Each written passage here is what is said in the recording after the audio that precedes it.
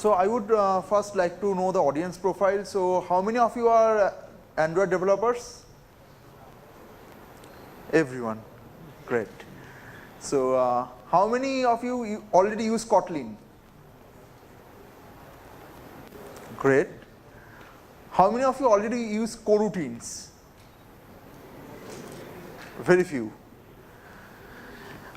So my target is by the end of the talk, when you go home, you should start writing coroutines.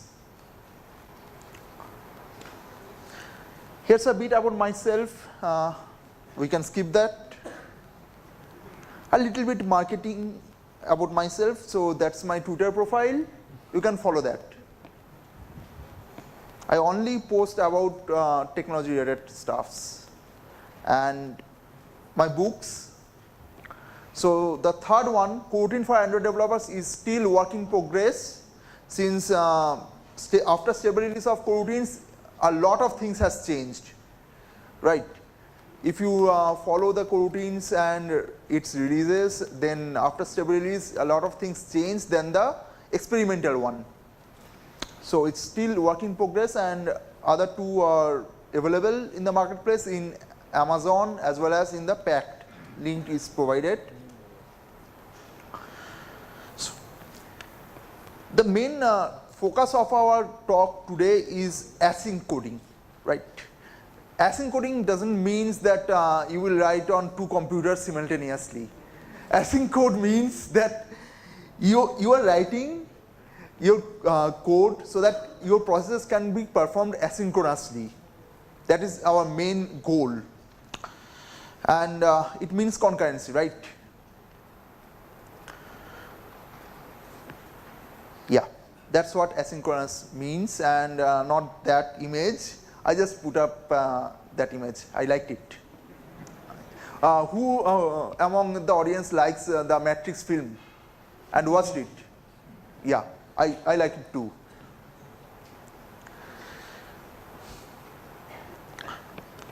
As concurrency is not only for Android developers. Though we have more Android developers today, and my talk is focused mainly for Android developers, but concurrency is not only for Android developers. Same as Coroutines. Coroutines is not only for Android developers. Coroutines is available for JavaScript as well. In JVM and Android, Coroutine uses threads in its back. So threads are still used in Coroutines. How? I will explain later. In JavaScript, it uses promise. So let us review the options by which we can implement concurrency today. So how many of you still use async task? Anyone? Great. Completable future, anyone? I also don't use that. For that you have to target mean SDK 24. I don't know who uses that. Anyone uses runnable and thread pool, custom implementation of thread pool and runnable? You are genius. You can teach me how to do that in Android. RX? Anyone? Yeah, great.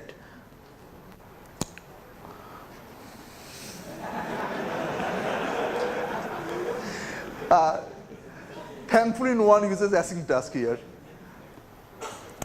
I don't know when we will be able to use computable future, mean SDK 24, I don't know. You guys though who use threads and custom thread pools, please teach me today. I need to learn it. RX. It's a really great platform, RX. I myself use it, and I have a book on it as well. But the main problem with RX is that it's learning curve. So when you are used to RX, it's simple. But when you are first time seeing it, it's a mess. Just like that image. Coroutines. So RX forces you to follow a specific style known as functional style or reactive style, right? And that style, we are all from India and we all learn object-oriented programming, not functional programming in our colleges, right? We grew up with those OOP concepts. So it's quite difficult for us to learn a new semantics and apply it in our day-to-day life. Coroutine, on the other hand, gives you almost all the benefits of RX while not forcing you to any particular semantics. You can use any semantics, be it sequential, be it functional, on your code. So I said coroutines are backed on threads. They are called lightweight threads. But there's a catch.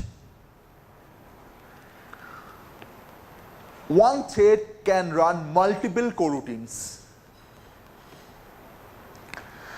How? Because coroutine uses suspension. And another thing with coroutine is that it's easy to use. So you need to write just that amount of code and you can fetch data. Very easy to use, easy to understand, right? We are getting the data asynchronously, we are waiting for it and then using it.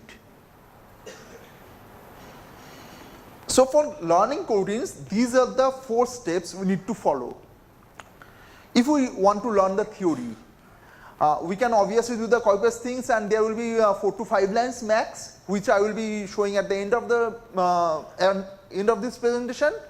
But I really need you to understand the theories behind coroutines to use it on its full potential. So suspension and continuation comes at first, and then coroutine builders, and then suspending functions, and then scope and dispatchers. These are 4 main points, and after that my talk will be end. I will be, you guys are no longer be bored. Suspending versus blocking, that image. So with thread, whenever a thread is blocked, it blocks resources. We learned that at college, right? Is there anyone who disagrees with me? No, good. With coroutine, whenever a coroutine is suspended, it's not blocked. Remember the word suspended. Then it immediately releases all its resources so other coroutines can continue. How it achieves that? Because multiple coroutines are working on the same thread. So that thread is blocking the resources, not that coroutine. If you look here, then these 2 coroutines are on the same thread, say thread A. So that thread is which is blocking the resources, not the coroutine. So that's why coroutine can share resources among themselves.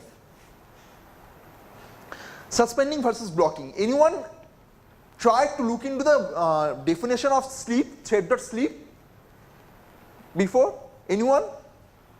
So that's the definition of thread.sleep. If you can see, we need to zoom. Sorry.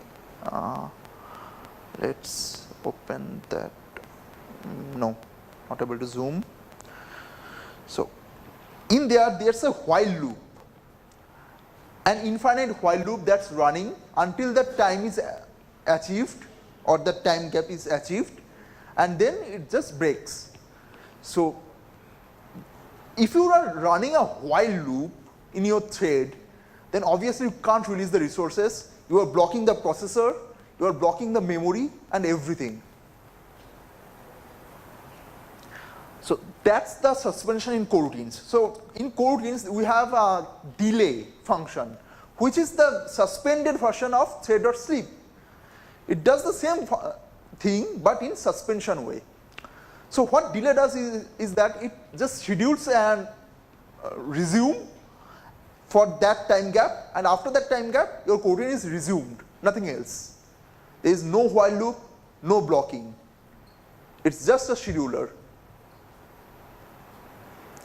Now let's launch a coroutine. So to start a coroutine, you have to use a coroutine builder. Launch, async are 2 coroutine builders. So here's launch. you have to just write global scope dot launch or your custom coroutine scope dot launch, and your coroutine will be launched. That global scope means you are launching your coroutine on a globally accessible thread pool, or it is basically internally uses the IO thread pool, but you can just, as the name says, globally accessible thread pool. Launch returns you a job. So you can use that job to cancel your coroutine at any time. Job is an interface which is cancelable. And there's one more thing to job. A job can have a parent job. So if you cancel the parent job, all other jobs are cancelled.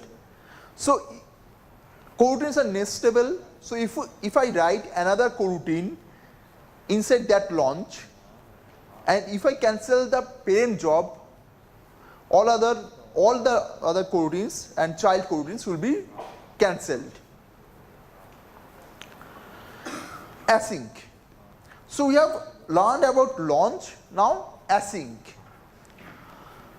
Similar to launch, it also requires a coroutine scope, mainly global scope. So if you are writing async inside the launch, then you need not provide it, because it will be using the same coroutine scope as the launch. The difference with launch and async is that async returns your data. So here I have a Pojo class, my data class, and async is returning that data to me, but in a different way. It returns deferred. So can anyone tell what does deferred mean in plain English? Anyone? What does deferred mean in English? Huh? Yeah, exactly. So that's what it means in programming as well. So that means that data, my data class, an instance of my data class isn't available right now. You have to wait for it. So for that we need to use data.await, and here value will be accessible. I have not assigned the value to any variable, but you can assign that and you can use it at your will. So when that block is executed, you will have your data. But that await should be inside a launch code or from a coroutine scope. So more on data. Data extends job. So with async as well, you can cancel your coroutine. If you are using async, you can write my deferred dot cancel and your coroutine will be cancelled.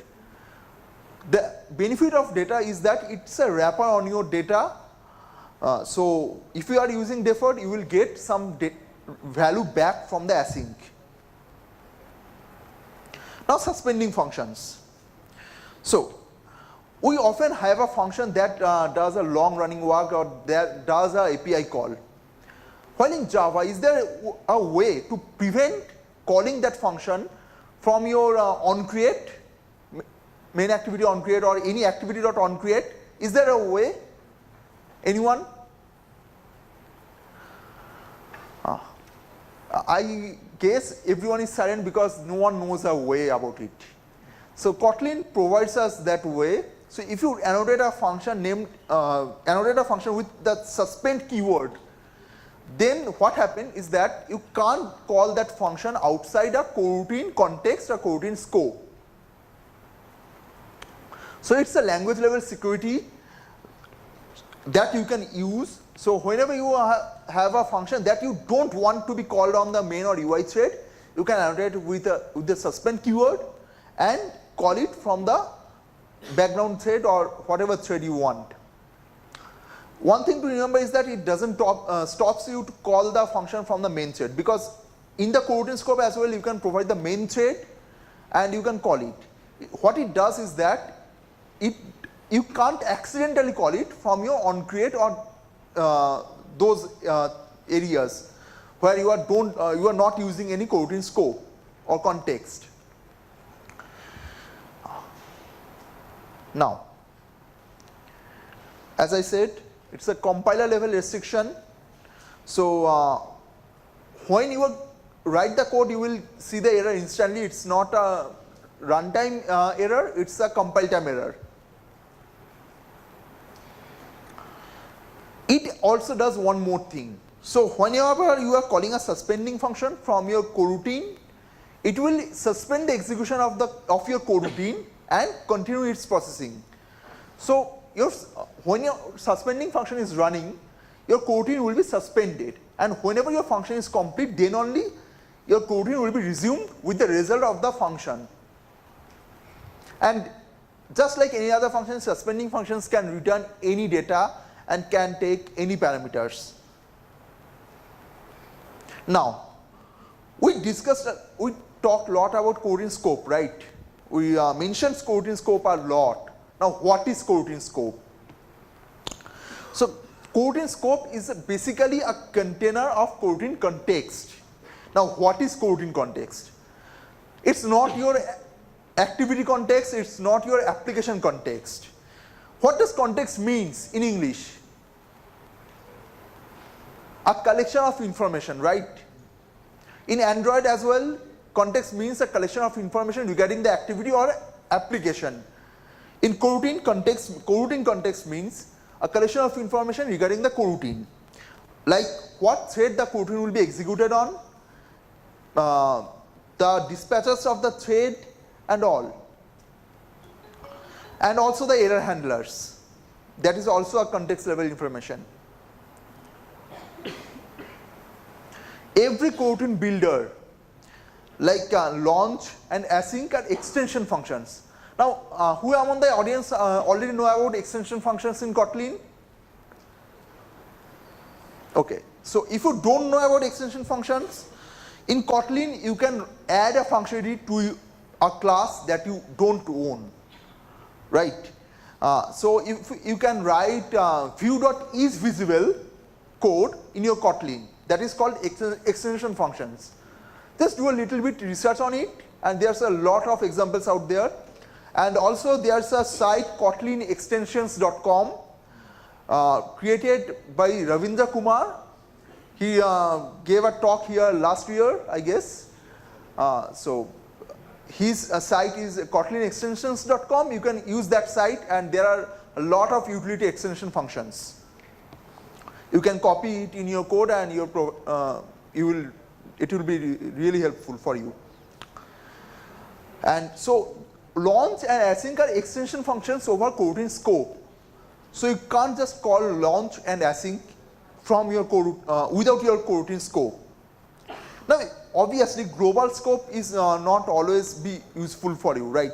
So you might want to execute your coroutine on the main thread sometimes, and sometimes on a single thread, or even if, those guys who use custom thread pool might need to define the custom thread pool for the coroutine they are going to execute.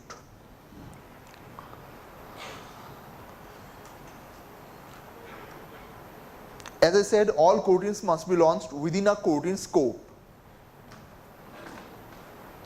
So that's how you create your custom coroutine scope. Create your own class or object, implement coroutine scope. In Kotlin, there's no difference between extending and implementing. Just colon, implement coroutine scope, and you need to override a val. That is coroutine context.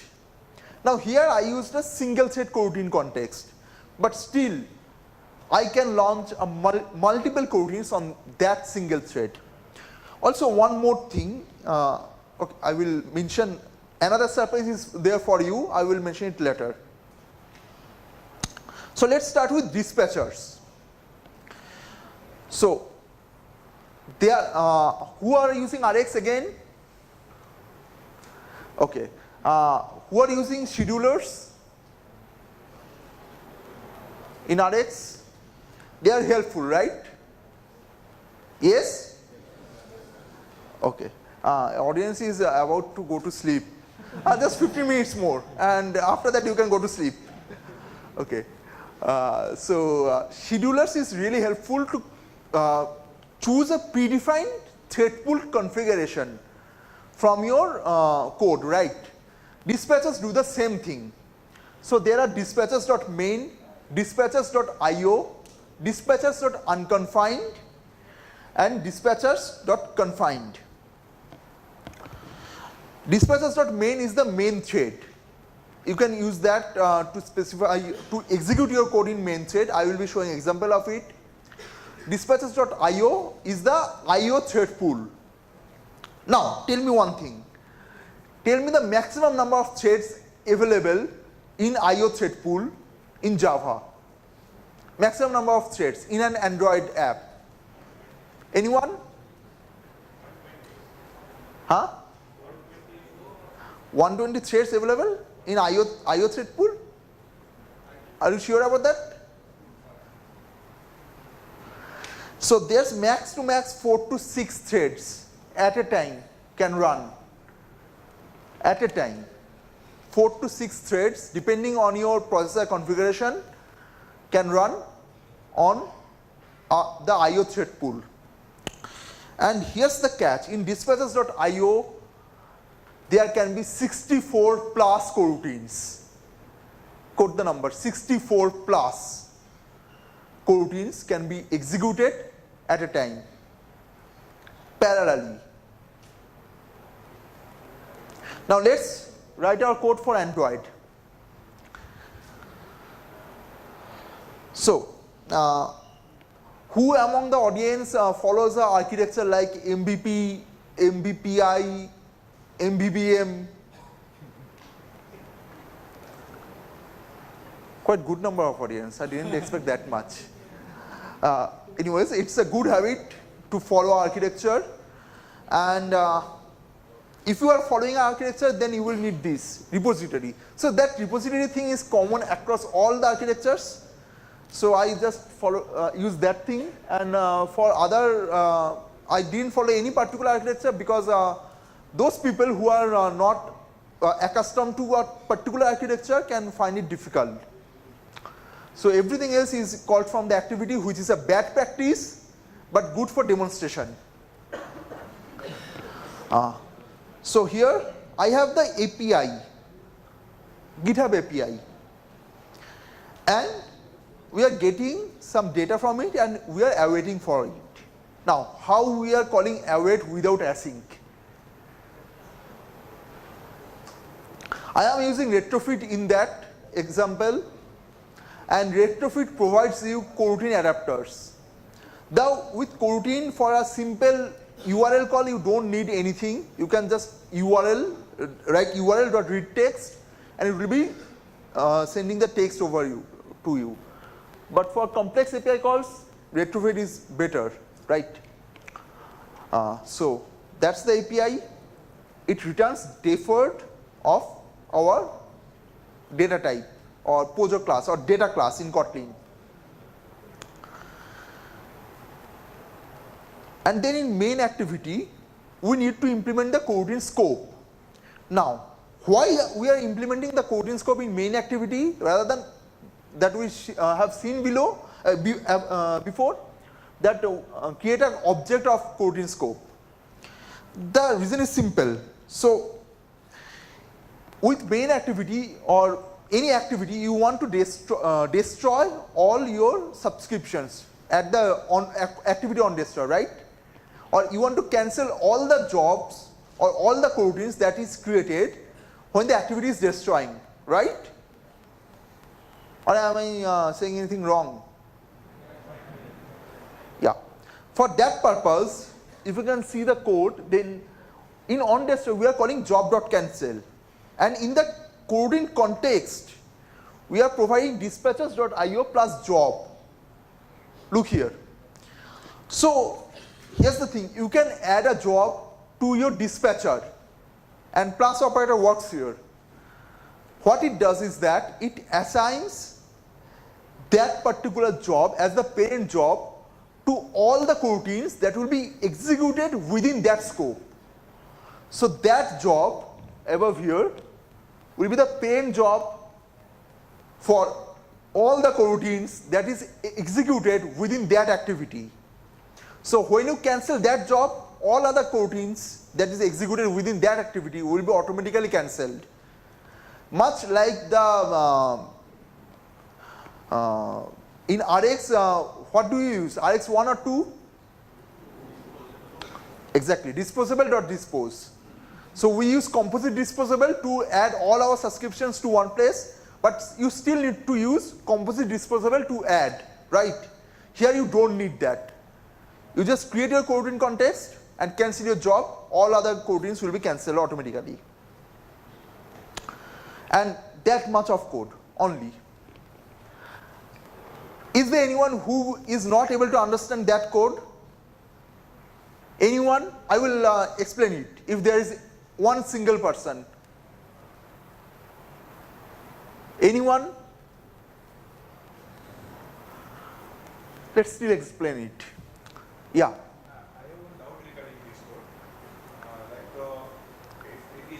If any job is automatically added in this disposable. We can have the QA after the talk. Just remember your question and we can discuss it. So in this code, we are first showing a snack bar. I will show the app to you and it's really bad in UI. I didn't care about UI. I just implemented the functionality to show how coroutine works.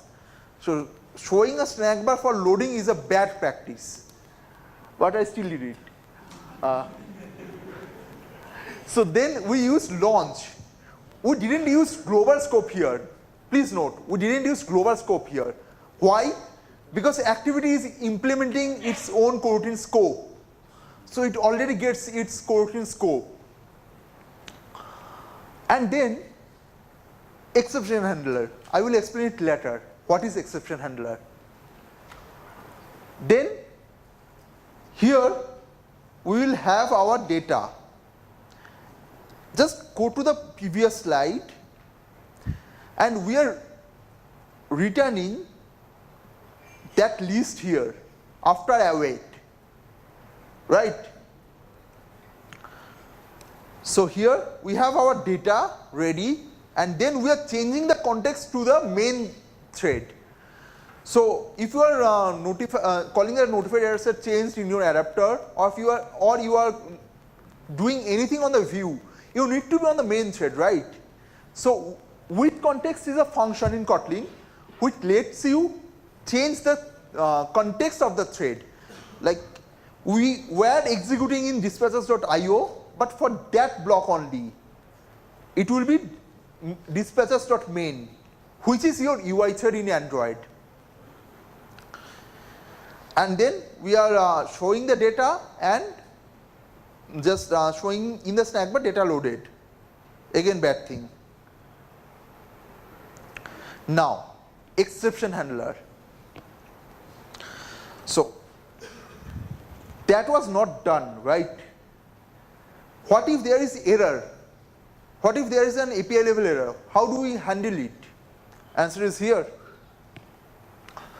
You need to create a exception handler object or variable and assign it to launch just like that, and it will be done. Now, we still have other options. So here we have that code, right? But if you are willing to do a try catch, you can do that as well.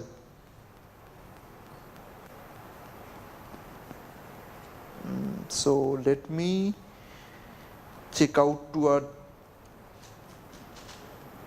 different branch.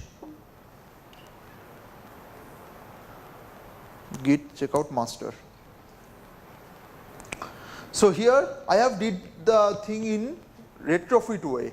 Everyone can see the code? Great. So here it's no longer returning our object, but rather it's returning the response. It's a retrofit object that drops up your data with response.isSuccess or response.isFailure.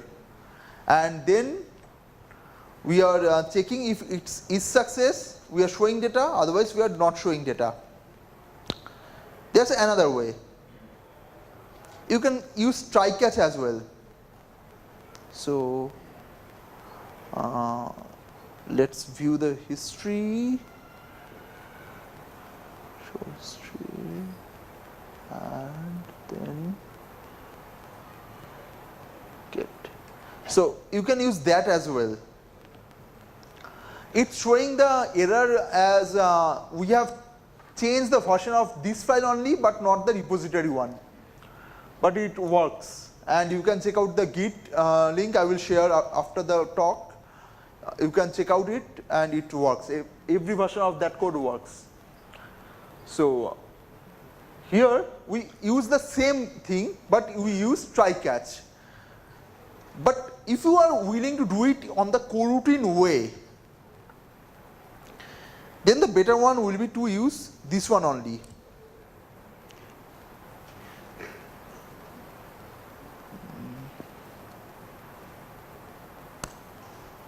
Okay. I have to do a git stash.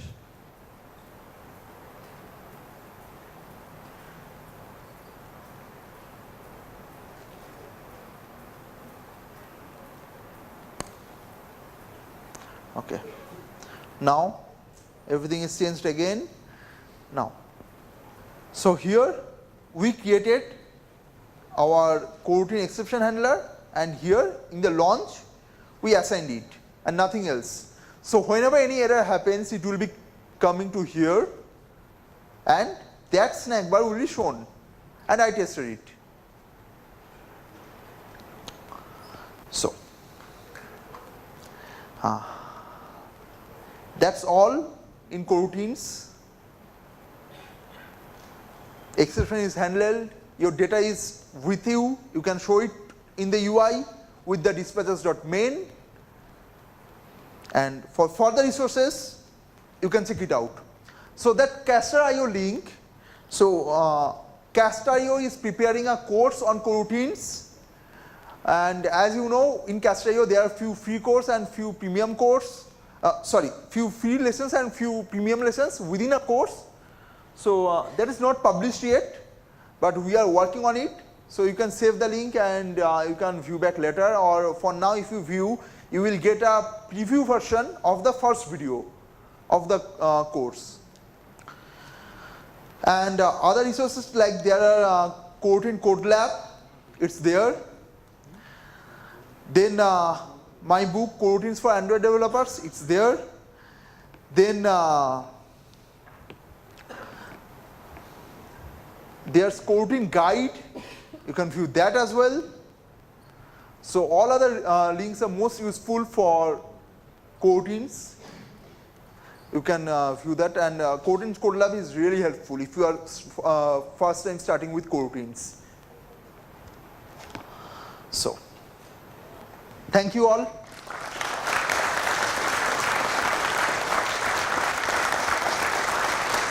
And I think we have around 4 minutes, so I can answer your question.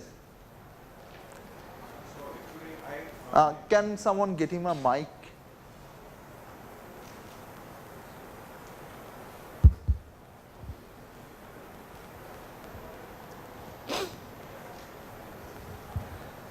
I want to run one task that I don't want to destroy along with that all jobs. So should I add in? So for that, you can, for that particular coroutine, you can always use globalscope.launch.